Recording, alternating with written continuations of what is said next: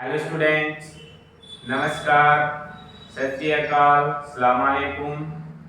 आज फिर हम आपके सामने लेकर उपस्थित हैं जो कि लाइंस एंड एंगल, रेखा एवं कोण का सेकेंड पार्ट। इसके पहले वाले पार्ट में वीडियो में हमने आपको लाइंस, पॉइंट, रे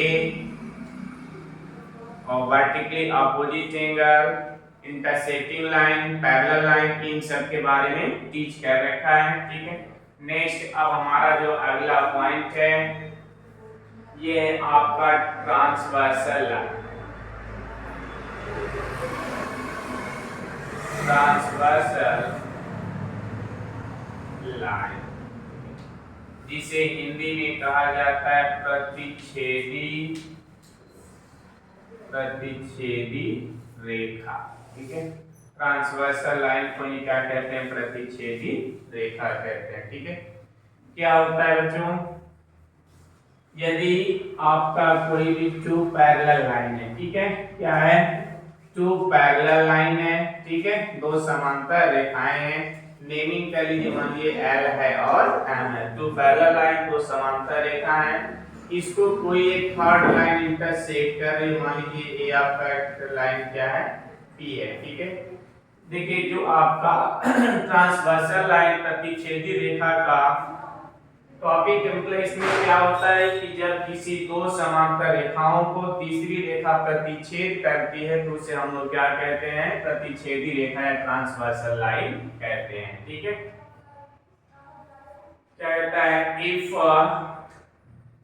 two are more than two parallel line intersect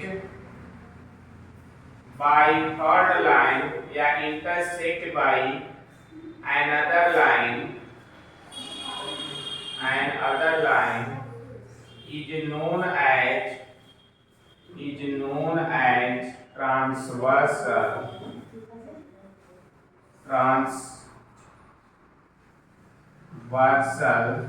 line.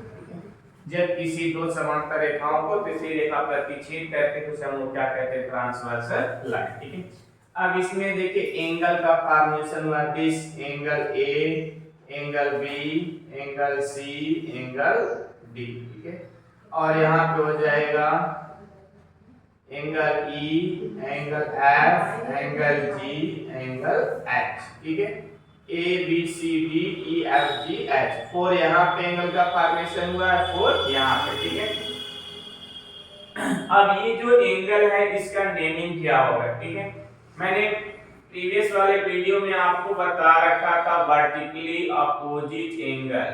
एक बार फिर से रिपीट कर दे रहा हूं, वर्टिकली अपोजिट एंगल जिसे यूपी बोर्ड के बच्चे क्या कहते हैं? शीर्षाभिमुख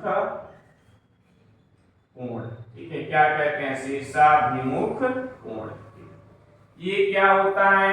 यहां से अगर वर्टिकली अपोजिट की बात करें तो angle A equal to angle C के होगा, एंगल बी या angle B is equal to angle D होगा और angle E is equal to angle G होगा and next angle F is equal to angle H होगा।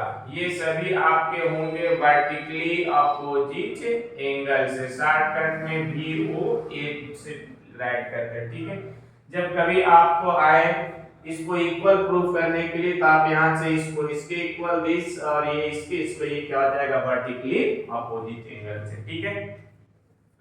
Next जो second आपका है अल्टरनेट इंटीरियर एंगल, जिसे हिंदी में क्या कहते हैं? अंतः एकांतर कोण। ठीक है। क्या कहते हैं? अंतः एकांतर कोण। इसमें क्या होता है बच्चों, जो ये आपके पैरेलल लाइन एल और एम है और जो थर्ड लाइन पी इंटरसेक्ट कर रहा है, ठीक है, तो इसी को ट्रांसवर्सल कहते हैं। तो आप क्या करते हैं? एक क्या होगा ट्रांसवर्सल के लेफ्ट का, तो दूसरा ट्रांसवर्सल के राइट का होगा। बट क्या हो जाएगा इंटीरियर ऑफ द पैरेलल, मतलब ये जो पैरेलल लाइन L और M है इसके अंदर का, और ये जो ट्रांसवर्सल लाइन है इसके दाहिने या बाएं का। ठीक है, देखिए अगर मान लीजिए यहाँ से अंदर में आपके कितने एंगल है सी डी ई और या फिर 4 एंगल है, तो यदि आप एंगल क्या लेते हैं सी लेंगे तो ये इक्वल होगा एंगल ई के। देखें ये इंटीरियर है, ठीक है, एंगल सी और ई ये क्या है आपका ये लेफ्ट साइड में और ये क्या है राइट साइड में। ये L वाली जो लाइन पैरेलल लाइन L है इसके अंदर है और ये पैरेलल लाइन जो M है दोनों के अंदर है। ठीक है, पैरेलल लाइन के अंदर है और ट्रांसवर्सल के अपोजिट लेफ्ट और राइट है, इसीलिए इसे कहते हैं अंतर एकांतर या अल्टरनेट इंटीरियर एंगल। ठीक है, नेक्स्ट जो होगा बच्चों यहाँ से ये आपका angle D is equal to होगा एंगल F से। ठीक है, इसे शॉर्ट में लिखते हैं अल्टरनेट इंटीरियर एंगल AIA। तो जब भी आपको प्रूफ करने के लिए आए कि ये इक्वल है तो आप ये अल्टरनेट इंटीरियर अप्लाई कर देंगे। ठीक है, इसका यूज आपको क्वेश्चन में मिलेगा, अभी नेक्स्ट में क्वेश्चन भी कराऊंगा। ठीक है, थर्ड जो पॉइंट आएगा alternate exterior angle, alternate exterior, इसे कहते हैं बहिष्य या बाह्य भी कहते हैं, बहिष्य एकांतर कोण।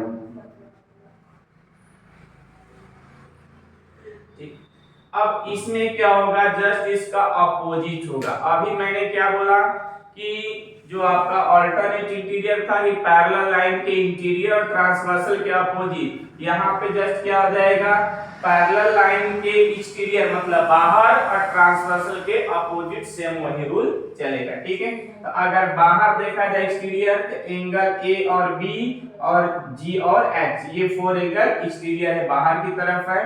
ठीक है, तो अब यहां से क्या हो जाएगा अगर हम एंगल ए लेते हैं तो ये देखिए कहां पे राइट साइड का है बाहर का है, तो अब यहाँ पे लेफ्ट साइड क्या है एंगल जी है। ठीक, और यदि हम एंगल बी लेते हैं तो ये राइट लेफ्ट साइड का बाहर का एक्सटीरियर है, तो राइट साइड बाहर क्या है एंगल एच है।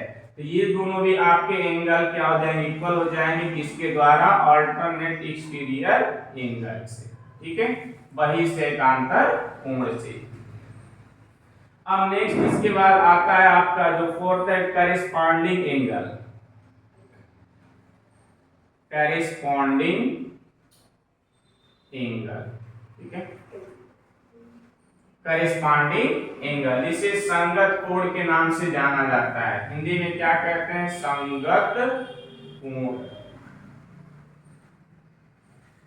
संगत कोण। ठीक है, इसमें क्या होता है बच्चों same side of transversal but one is exterior of parallel and one interior, मतलब ट्रांसवर्सल जो प्रतिच्छेदी रेखा है उसके एक ही तरफ, लेकिन जो समांतर रेखा है पैरेलल रेखा है उसके एक अंदर का होगा तो एक बाहर का होगा। ठीक है, देखिए तो इसमें क्या होगा अगर इसकी में बात करें तो यदि हम एंगल ए लेंगे तो angle A is equal to होगा एंगल ई के। ए और ई किससे होंगे आपके करेस्पॉन्डिंग एंगल से इक्वल होंगे।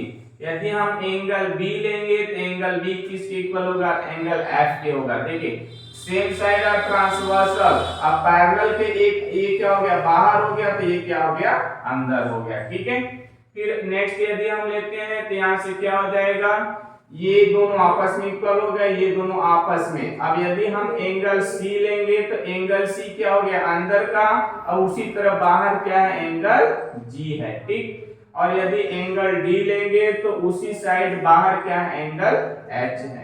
तो ये सभी आपके किसके द्वारा हो जाएंगे संगत कोण से करेस्पॉन्डिंग एंगल से इक्वल हो जाएंगे। ठीक है, नेक्स्ट आपका जो आता है फिफ्थ पॉइंट, आइए ऊपर राइट करता हूं इरेज कर देता हूं। यदि आप लोगों को नोट करना होगा तो आप वीडियो को पॉज करके रोक करके आप लोग नोट कर सकते हैं। ठीक है, नेक्स्ट जो फिफ्थ पॉइंट है ये आपका हो जाएगा को इंटीरियर,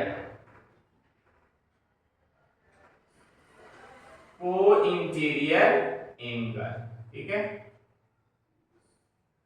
को इंटीरियर एंगल जिसको हिंदी में कहते हैं सह आंतरिक कोण, हिंदी में क्या कहते हैं, सह आंतरिक कोण, ठीक है। इसमें क्या होता है बच्चों, जो हमारा ये ट्रांसवर्सल और पैरेलल लाइन है, ठीक है, इसमें दोनों इंटीरियर ही अंदर का ही ट्रांसवर्सल के एक ही तरफ, इसका अगर देखा है तो क्या होता है कि same side of transversal but interior of the parallel, ठीक है। ये ट्रांसवर्सल के एक ही तरफ और पैरेलल के अंदर ही, तो यहां से क्या हो जाएगा, अब ये इक्वल नहीं होंगे दोनों आपस, यहां से इनका जो सम होगा angle D plus angle E, इसका सम 180 होता है, ठीक है। इन दोनों का सम क्या होता है, 180 होता है। इसका यूज हम लोग क्या करते हैं, पैरेलल शो करने के लिए करते हैं, ठीक है। और क्या हो जाएगा, angle C plus angle F is equal to be 180 हो जाएगा, ठीक है। ये इन दोनों का सम 180 और इन दोनों का सम 180 हो जाएगा। ये आपका आता है को इंटीरियर एंगल या सह आंतरिक कोण, ठीक है। नेक्स्ट जो है 6 आपका आएगा को एक्सटीरियर एंगल, को एक्सटीरियर एंगल जिसे कहते हैं सह बहिष्य कोण,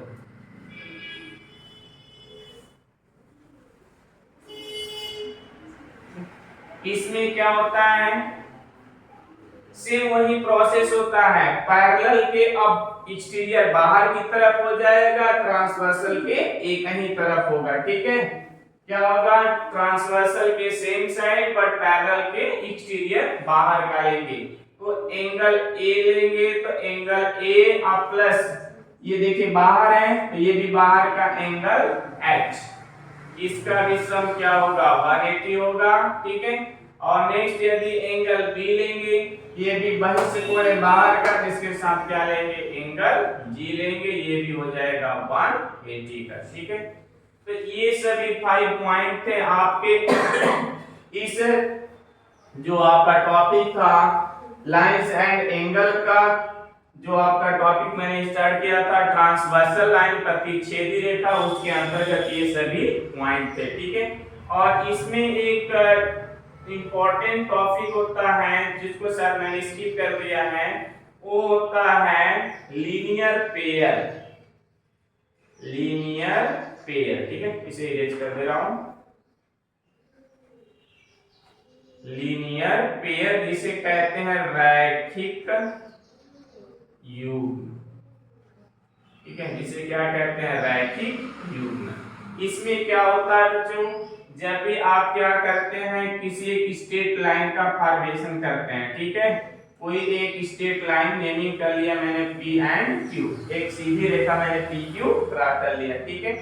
अब इसमें हम क्या करते हैं, कोई एक पॉइंट आउटसाइड में मैं ले लेता हूं, चलिए मान लीजिए मैंने ये क्या ले लिया, M ले लिया, ठीक है। और इस लाइन पे कोई एक पॉइंट हमने ले लिया, चलिए O ले लिया, है ना। इस लाइन PQ पे हमने एक पॉइंट O लिया और M आउटसाइड आप लाइन लिया, चाहे आप अपर लीजिए लोअर लीजिए कहीं लीजिए, इस तरफ कोई दिक्कत नहीं है। फिर हम क्या करेंगे, M से O को ज्वाइन कर देंगे, ठीक है। क्या करेंगे, OM को ज्वाइन कर देंगे, O से M को मिला देंगे, तो आप देख रहे हैं यहाँ पे 2 एंगल का फॉर्मेशन हो गया, ठीक है, 2 डिफरेंट एंगल के फॉर्मेशन हो गए। तो जो लीनियर पेयर है, रैखिक युग्म है, ये यही आपको बताता है ये जो 2 एंगल बने हैं, एंगल x प्लस y, इसका सम क्या होता है, ऑलवेज 180 होता है। किसी भी लाइन पे बने हुए एक ही बिंदु पे जो एंगल होते हैं, कोण होते हैं, उनका सम हमेशा क्या होता है, 180। अब आपके माइंड में ये चला होगा कि दो ही, ऐसा नहीं है, केवल 2 एंगल ही नहीं, आप चाहे जितने भी एंगल बना सकते हैं, ठीक है। ऐसा नहीं है कि ओनली 2 एंगल ही रहेगा, तो भी ये आपका O हो गया, ये मान लीजिए A और B हो गया, ये एंगल 1, एंगल 2, एंगल 3, मतलब जितने भी एंगल बनेंगे सभी का सम क्या होगा 180। Angle 1 plus angle 2 plus angle 3 equal to 180। चाहे जितने भी एंगल हो, एक स्ट्रेट लाइन हो और उस पे कोई एक पॉइंट हो, उस पॉइंट पे जितने भी एंगल बनेंगे सभी का सम क्या हो जाएगा 180 हो जाएगा। अब आज का जो इस वीडियो का हमारा टॉपिक है यहीं पे समाप्त होता है। अब नेक्स्ट वीडियो में हम लेकर उपस्थित होंगे आप लोगों के लिए एक इम्पोर्टेंट इससे रिलेटेड क्वेश्चंस। तब तक आप हमारे चैनल को प्लीज लाइक, सब्सक्राइब और शेयर जरूर करिएगा। धन्यवाद।